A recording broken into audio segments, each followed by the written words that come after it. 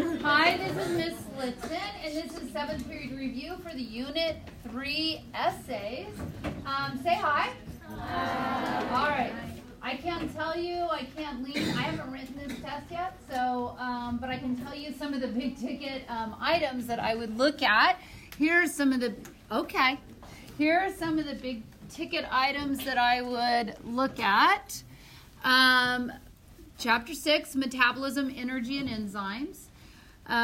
We did a lab on enzyme activity. That would be something to ask you about. Chapter 7, Photosynthesis, and you did a lab on photosynthesis, which you just turned in today. And then Chapter 8, Cellular Respiration, and then side topic, didn't really fit into any chapter, is cellular fitness. Okay, so those would be the big ticket items. And if I was just kind of glancing at the ideas, let's say for Chapter 6, off the top of my head, when we said energy, what are some of the big ticket words you think surround the idea of energy that we should make sure everybody reviews? What are some ideas? Thermodynamics, okay? So you would say first and second law of thermodynamics. That would be important. And I agree with you. Dynamics. So the first law says energy cannot be created or destroyed. It can only change forms. And the second law says when it changes forms, you lose as heat. Okay? What would be another topic you think that you should discuss? Entropy. Exactly. Entropy. And entropy is a measure of what? Disorder. Okay, look at the students in the back. We're doing a review today, oddly, because I'm going to be gone the next couple of days. But these 3 students did very well for me. If you want to review, we're doing this. Look. Remember this? Metabolism, cellular respiration, photosynthesis in the labs? Yes? Yeah. Okay, so if you want to review with them sometime this week, I am gone tomorrow and the next day, so my room will be locked. That's who you want to talk to. Okay, they will be available. Where could they find you if they wanted to review, what's today? Tuesday, Thursday afternoon. Because my room will be closed. Thursday afternoon, there's biotutors in Miss Maderia's room. That's aisle 1. Okay, did you hear that? So that's like, you don't have to pay for it. And they know me. They know my testing mechanisms, and they know how to help you. So that would be like free tutoring. IO1. IO1? Mm-hmm. IO1 on Thursday. Are any of you interested in going? There you go. Show up. I would. I take advantage. Thanks, guys, so much. I had to do a different review today. Okay, entropy is the amount of what? Tell me again. Disorder. Okay, the amount of disorder in a system. And what do we know about entropy? It's always going to what? Greater and greater disorder. If everything's going to a greater and greater disorder, then how can we even build things on our planet? We have an input of energy coming from where? The sun. So the sun is going to greater and greater entropy, right? And as it releases energy, who can capture that energy? Yeah, autotrophs, good. Specifically phototrophs can capture that energy. It doesn't have to be a plant, right? What else could capture that energy? Could bacteria? Could protists? Yes, right? So there's anything that can capture, an autotroph can capture, a photoautotroph that can capture that light energy. Okay, good. What would be another big ticket item you think we should know for this? And I will take this and I'll make it into a PDF and I'll put it in the stream. Okay, so you will have this. Yeah? Like metabolism? Metabolism? That's great. I like it. Metabolism. So in metabolism, what were the 2 ones that we talked about? Yeah, catabolism and anabolism. Which one is about building? Yeah. And then on that, when we link those 2 types of reactions together, what do we call that? Coupled. Yes, coupled reactions. Coupled reactions. That's good. Okay, what else? I heard somebody a long time ago say ATP, yeah? Yeah, it's energy. That's the energy currency of our cell. So I would understand that ATP has a higher energy content. I don't know if we actually wrote it down, 7.3 kilocalories. Okay. So anyway, ATP, and then when you break the third phosphate off, then you're down to ADP plus an inorganic phosphate plus an energy release, right? And that's what we use for those anabolic reactions that require energy. What else? Anything else? Ooh, I like it. Endergonic and exergonic. So endergonic reactions, what? What do endergonic reactions require? An input of energy to get to so your products have higher energy than your reactants. Good. And exergonic, what happens? What could you tell me about exergonic reactions? What? It releases energy, so the reactant, who has the most energy, the product or the reactants? The reactants. Good. All right. The next thing I would think when we do big ticket items about that is I would talk about enzymes. Okay, to talk about enzymes, what could we could start with maybe what they're made out of. So generally, what are they? Proteins. Good. There's some example of things like ribozymes that are made primarily of RNA, but a combination of RNA and proteins that can also be enzymatic. But they're primarily proteins. They have if I see this right here, they have a super special spot on them that might be called a what?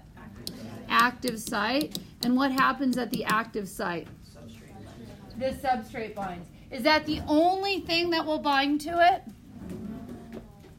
What else could bind to it? Yeah, inhibitors, right? So you could have another site called a what? Yeah, you could have another site called an allosteric site. Yep, absolutely. Okay, now enzymes have a job. What is the job of the enzyme? Yeah, they're going to increase your activity, right? More product of whatever reaction you're looking at, but it will do that by doing what? I heard something. Yeah, decreasing the energy of activation. So then you better tell me what the energy of activation is if you're going to use that. So we know that reactions, what we're concerned about, we know you have to have an input of energy for endergonic reactions. So you're not worried about those happening spontaneously.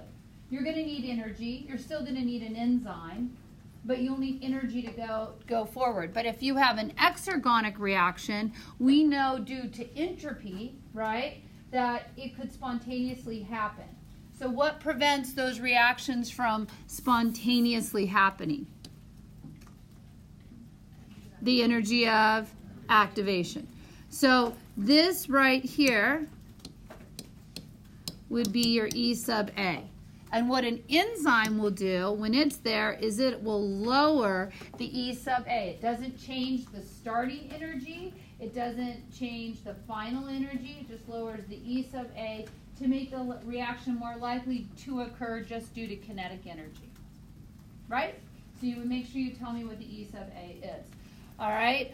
What else do we want to say about enzymes that are important?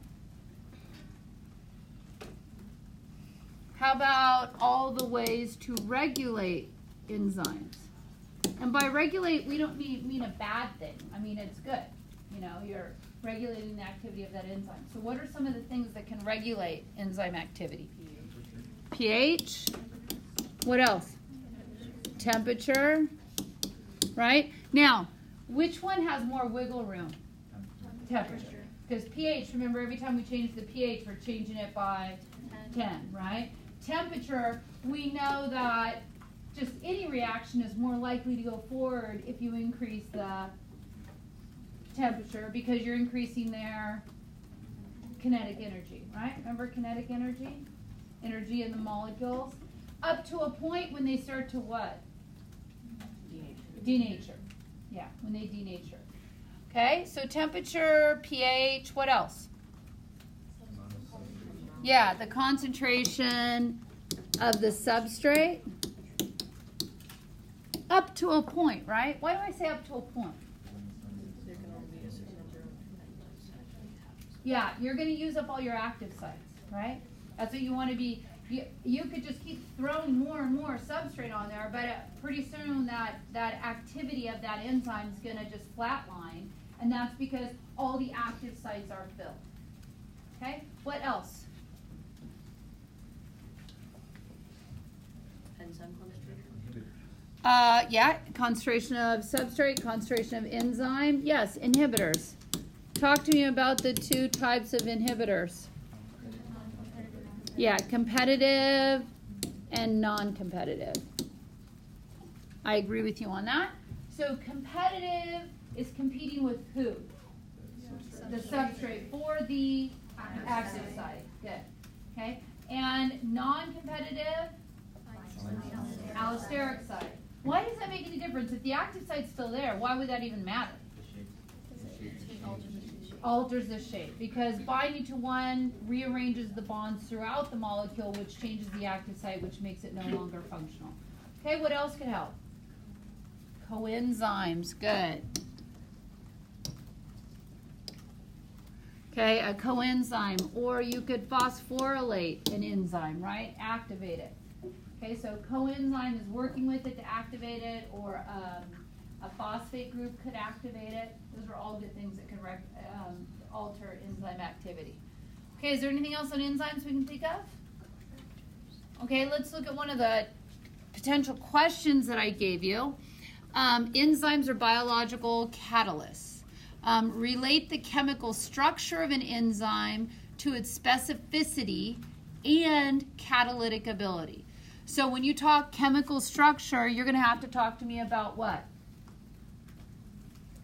What's the structure of an enzyme? It's usually a what? Protein. Okay, now this dips into previous units. What do you know about protein structure? Primary, secondary, tertiary, quaternary. Primary structure is the sequence of amino acids.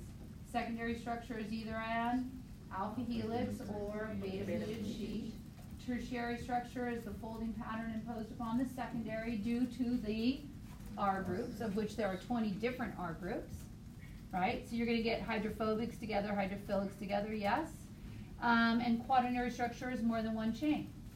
If you alter the primary structure, can you alter enzyme activity? Yeah, because if you alter the primary structure, you're going to for sure alter the what structure? Tertiary. Right? The tertiary. Remember the secondary is alpha helix, beta pleated sheet, right? So the tertiary structure will be impacted, could be impacted, unless it has the same or very similar properties due to its R group as well, right? But if that primary structure is altered and it's part of the active site, you're definitely going to have a problem, okay? It's possible you could replace one amino acid with another and you still have the same conformational shape and you still have the same active site. It depends on where it is in the protein. Okay, so it says relate the chemical structure of an enzyme. An enzyme is a protein that has levels of structure, right, which could be influenced, could influence its activity. But we know that proteins are always specific, whether it's a channel or a carrier and a membrane, right? They are always specific. And so that shape, in order for that enzyme to do its job, that shape has to be in a certain conformation, okay, in order for it to bind to a substrate, in order to make the product. And then it says B, design a quantitative experiment to investigate the influence of pH or temperature on the activity of an enzyme. Now, in class, you did a lab, right? What was your lab that had to do with enzymes?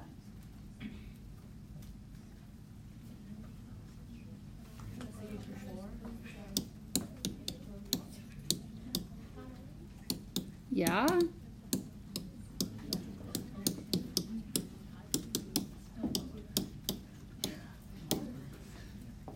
I know that's not balanced. It's okay.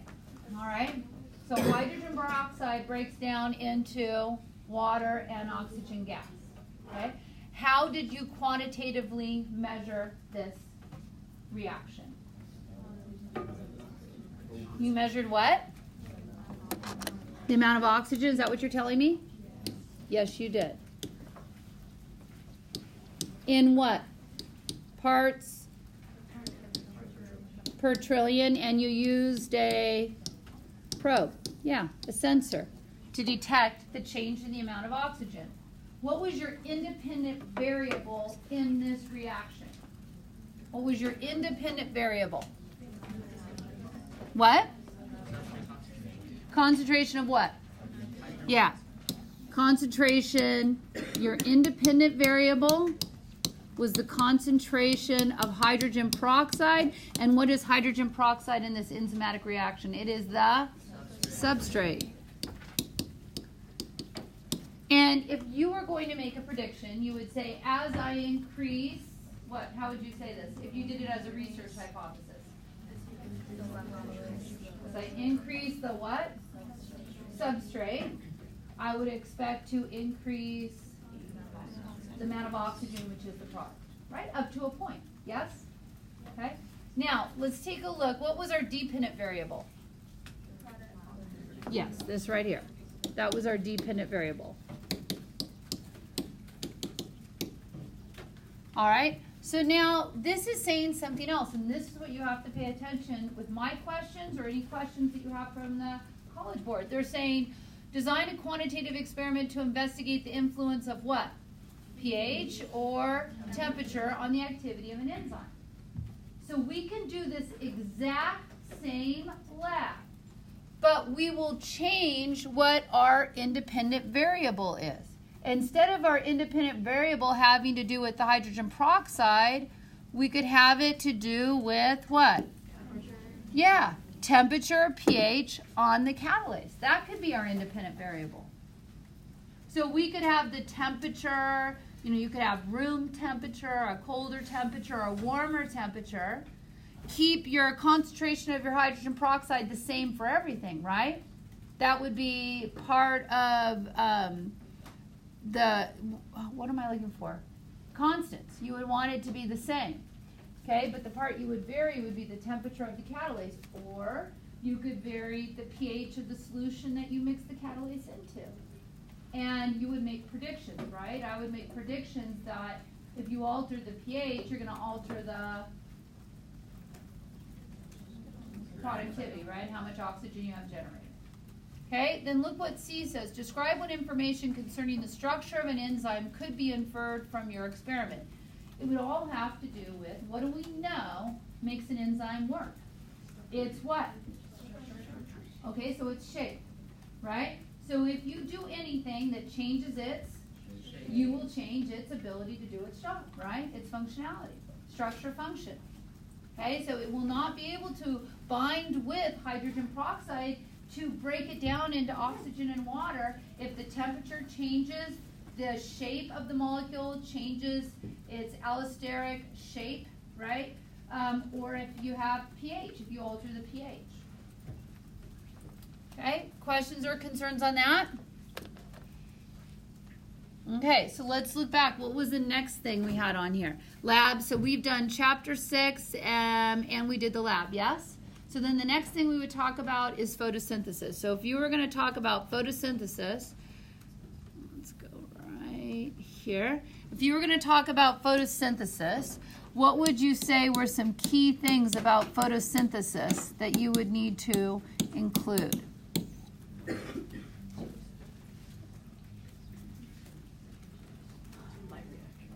So there are how many reactions? There are 2 reactions. Okay, the first reaction is called what? Yeah, light dependent. Okay, and then you would want to tell me, right? We're thinking big picture. When you just memorize everything about that reaction, but you don't understand this, the big ticket items, that's where you get into trouble. So the whole point of the light dependent reaction is to provide what? You want energy in the form of what? In the form of ATP. And what else do you want? Reduced NADP to provide high energy electrons So that in the second reaction, what's the second reaction? Light what? Independent, another name. Calvin cycle, old school. Good. Good. So that in the light independent reaction, you can reduce CO2 into what? Sugar, right? Into sugar. So you're going to need a source of ATP because you're going to be, right? Because you're going to be joining bonds together. That's an anabolic reaction, yes? Joining CO2 together to form sugar or initially PGAL, G3P. So that's an anabolic reaction. That's going to require, it's a building reaction, it's going to require ATP, so you're going to make it in the light dependent reaction.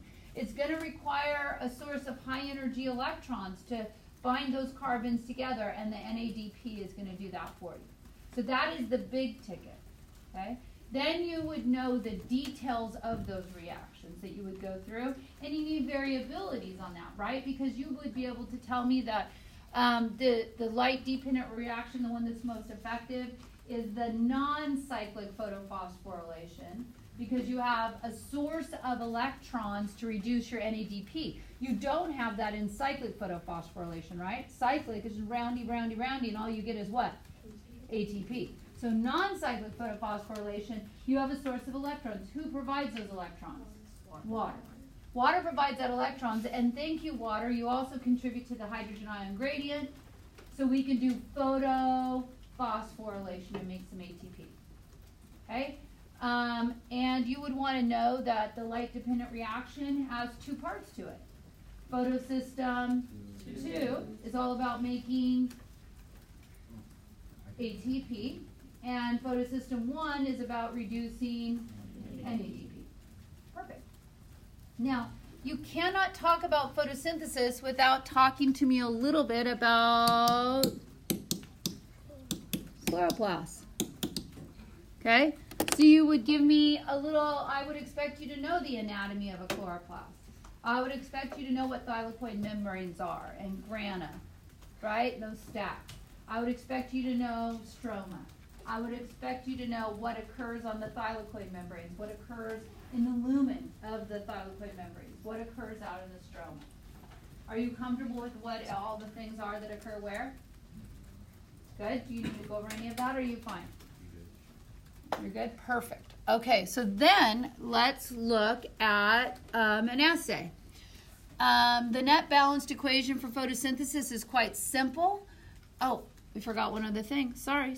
Before we go into that, tell me about your lab. What was your photosynthesis lab we did? You just wrote it up. You did what? Okay, so you had beakers. Okay, and what did you put in those beakers? Water with varying amounts of what? Carbon dioxide, which came as baking soda, right? So you were baking soda. You're really making a bicarbonate solution. Okay, and you put what in there? Discs. Yeah, leaf discs. Now, for this lab to work, what was your dependent variable?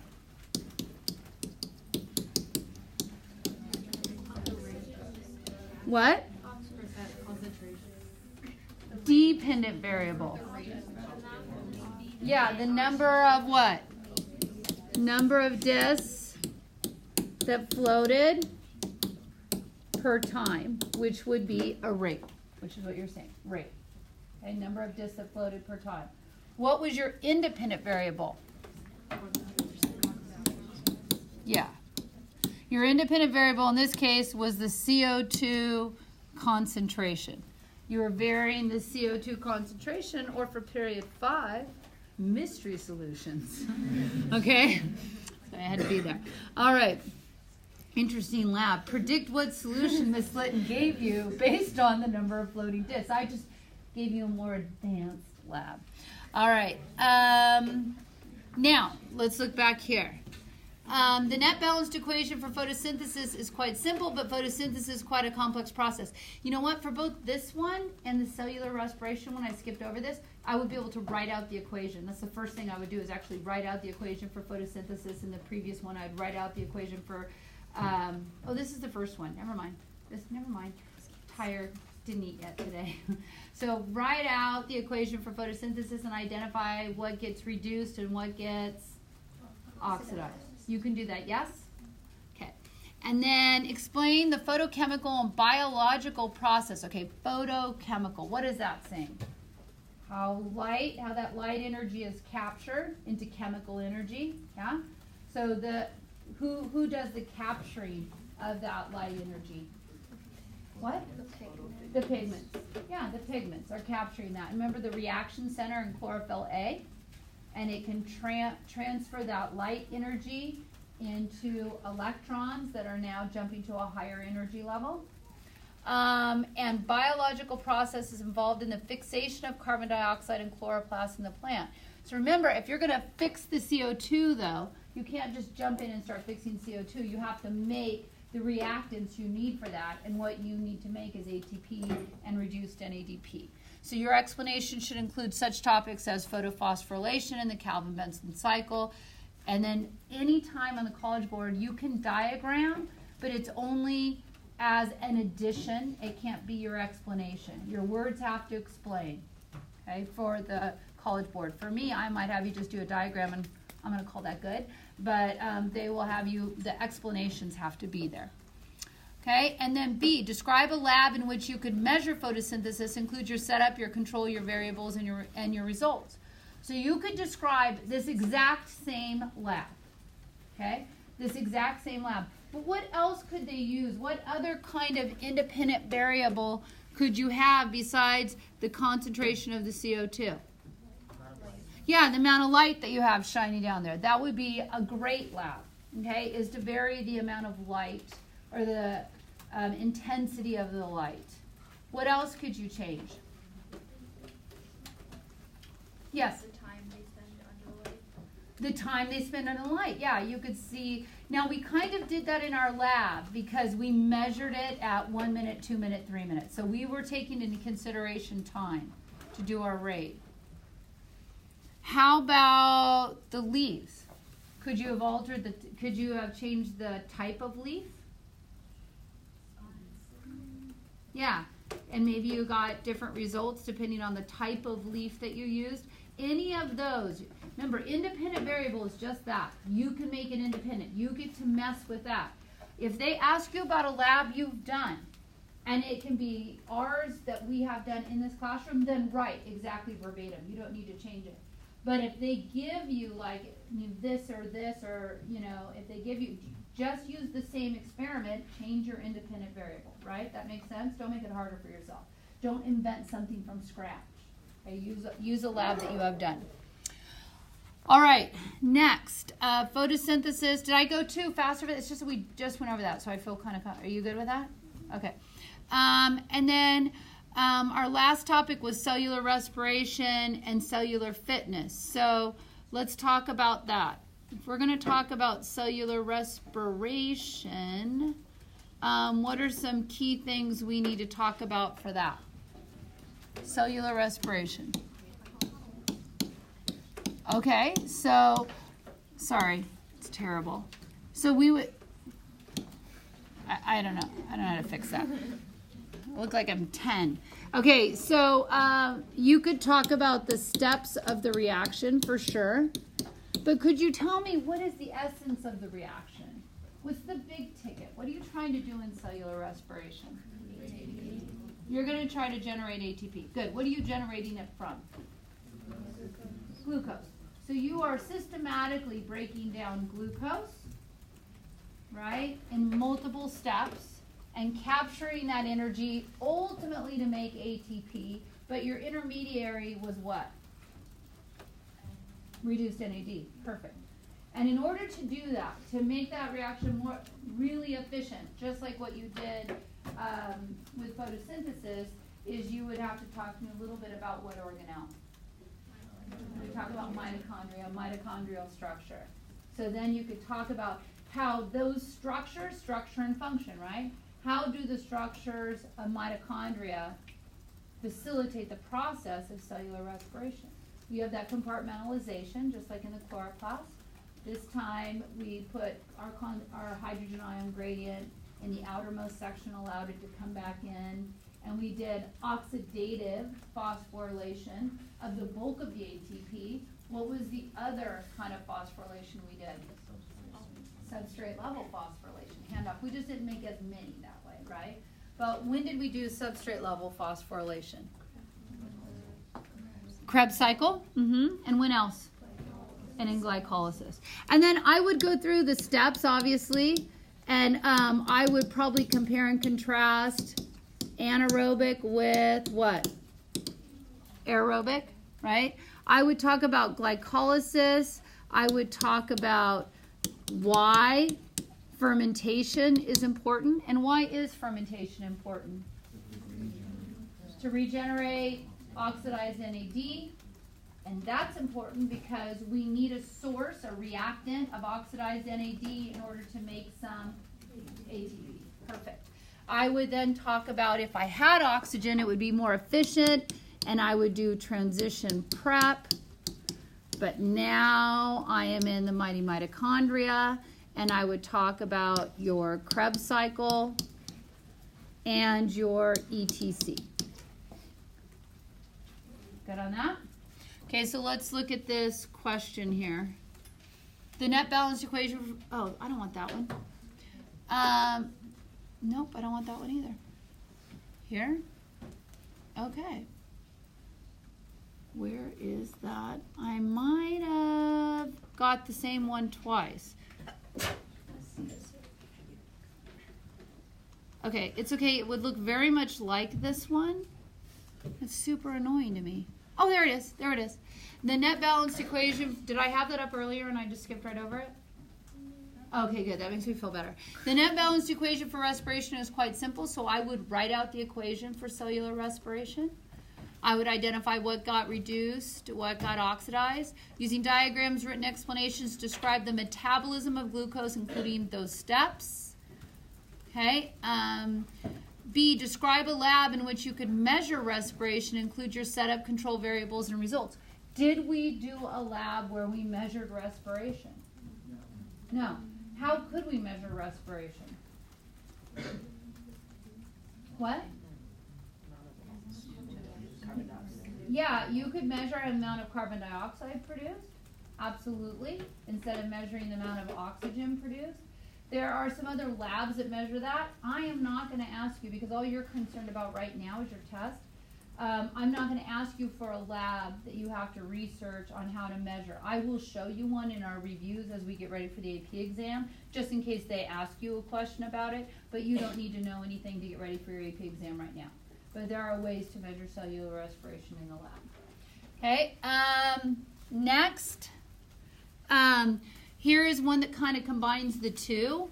Organisms capture and store free energy for use in biological processes. Organisms capture and store free energy.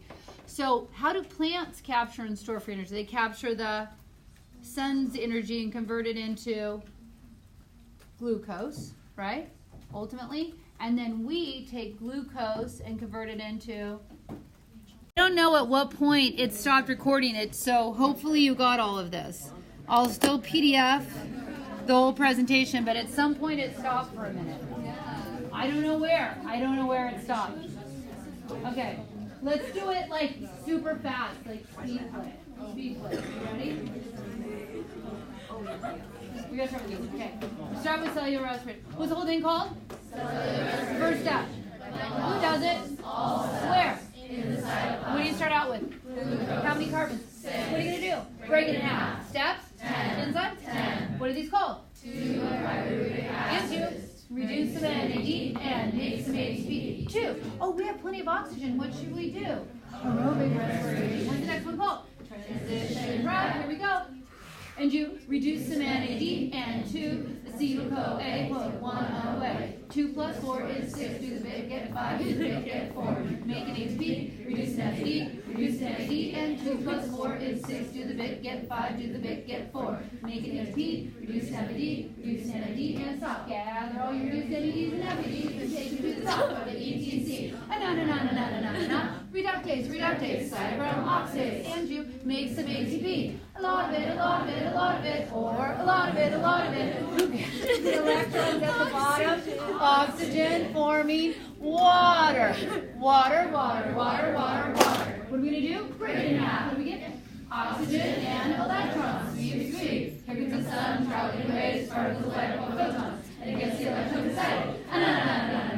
PQ, and you make some ATP. Here comes the sun, traveling in waves, particles, electrons, photons. And it gets the electrons excited. Who catches it? NADP forming reduced NADP. Then you take some ATP and some reduced NADP to the dark reaction, or the Calvin cycle, or the light-independent reaction. Breathe.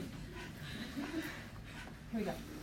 3C5 plus 3C1 makes 3C6. Bring down to 6C3.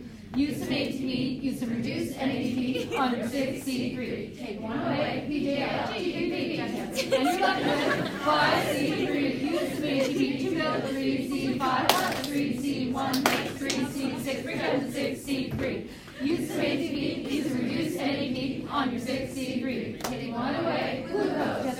And you're left with 5C3. Use some ATP to build 3C5. Top of your glucose. How many carbons? 6. What are you going to do? 3.5. Steps? 10. Enzymes? 10. Called? And you reduce some NAD and make some ATP. 2. No, we don't have any oxygen. What are we going to do? Fermentation. How many choices do we have? 2. You and I make lactic acid. Make our muscles sore. Plants and yeast make alcohol. Either way, you oxidize your NAD. You should have been here.